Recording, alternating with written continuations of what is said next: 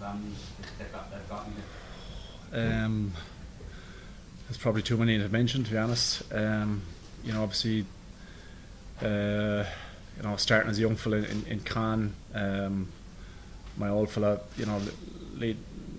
bringing me up and down to training, the coaching and advice that I got there,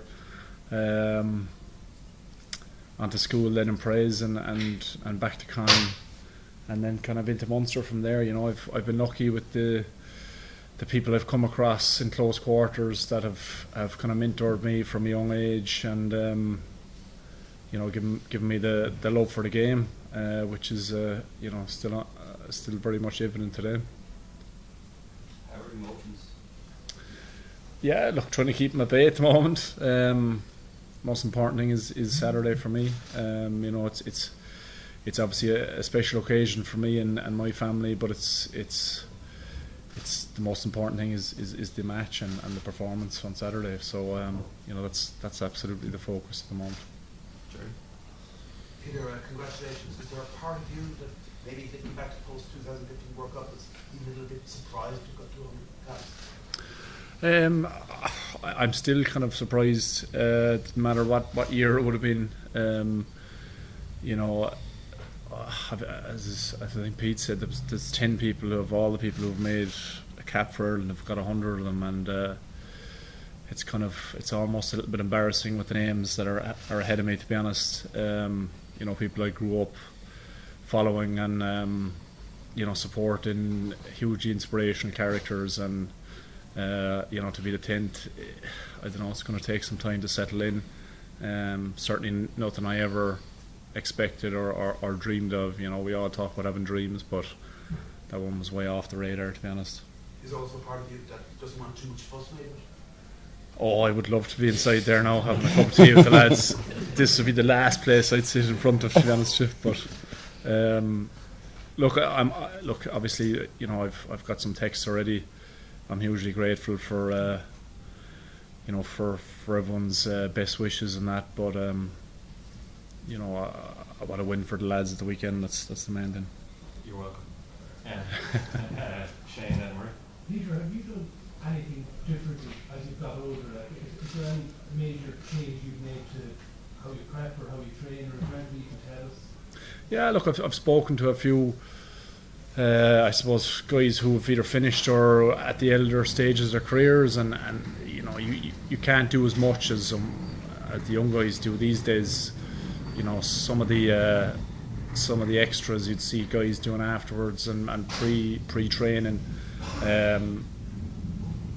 I just can't physically do them, and so I need to use the sessions as diligently as I can to get as much fitness, ball play, whatever I need to do. I need to get that in session really, because obviously I'm pushing on a bit, so it's changing those little few dynamics, stuff in the gym that I need to change. That a few years ago I would have been flying, but you just need to manage the body a bit more, and the main thing for me is the Saturday. It's about getting yourself prepared and ready for test matches on the weekend. So there's certainly adjustments that have to be made, and I've had some good guys who have looked after me through the years, S&C wise, and obviously coaches, and as I said, people who take care of me. Congrats, Peter. A lot of people have said you're playing the best rugby of your career at the moment. I don't know if you think about it that way, but what do you think it is about this environment setup that's getting the best out of you? I think it's the players predominantly. I think players and coaches. The standard of training that we're at during the week, I'm sure Josh would agree, is of a level that you can't but learn and get better. And our coaches are opening their eyes up to what potential that we have at times, which is sometimes, not that you put a ceiling on yourself, but it's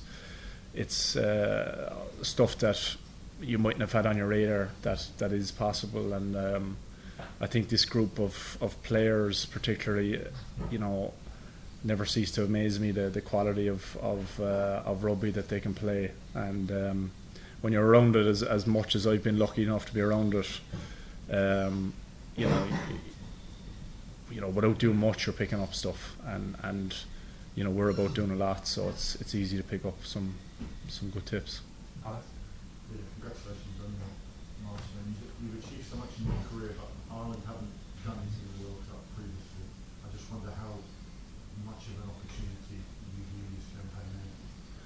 Yeah, look, it's our be all and end all.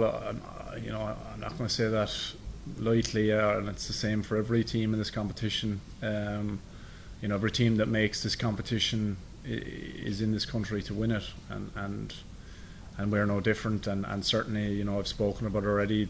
People talking about us, you know, not being able to get past certain hurdles. You know, this is the biggest hurdle of our tournament so far, and that's the way we're considering. You know, it's been an incredible build up and lead in, and we've had some good performances, but you know, we're considering Scotland as you know, the team they are, an incredible threat to our campaign and our journey, which we want to kick on. No danger is looking beyond this game. No, there's never a danger of that. Yeah. Hi Peter, congratulations. Just to follow up on the earlier question, does it take time to kind of accept that you can't do what the younger lads are doing because their natural instinct is to try and match them or do more to get in ahead of them? I suppose initially there is a bit of it, but you know yourself, it's not about obviously training is hugely important, and you know, our standards are through the roof, but you know, it's about if I can be physically able to play the weekend and be in the best possible nick, then you know, I'm normally in a good place. Whereas if I'm going chasing stuff down that you know, a lot of times you know, you have tendencies in bigger weeks to do more because it's a big week and we've got to get through more, and it's something we've learned over time, particularly with this group.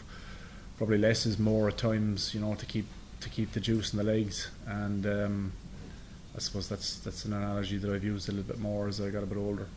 Just wondering, you've seen a lot of long-standing teammates reach this milestone, you've stood alongside them, Johnny, Connor, Pete, in recent months.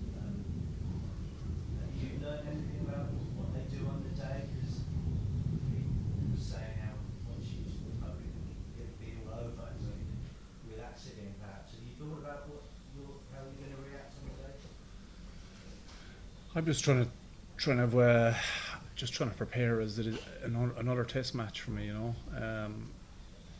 Hopefully get all this stuff out of the way as early as possible, and you know, it's certainly going to have a sit down and think. The odd time I'm sitting on my own having a coffee and have a quick think about it. But you know, as I said, you know, there's going to be. I'm hoping there's going to be bigger moments in my career than this one, you know what I mean, and hopefully in the near future. So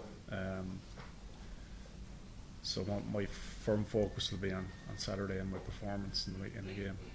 Rosie Erasmus did a wonderful thing directly post the World Cup final last time out. He said he would definitely take his medal to Anthony Foley's grave. You've spoken very eloquently there, in almost new order of those who've gone before you.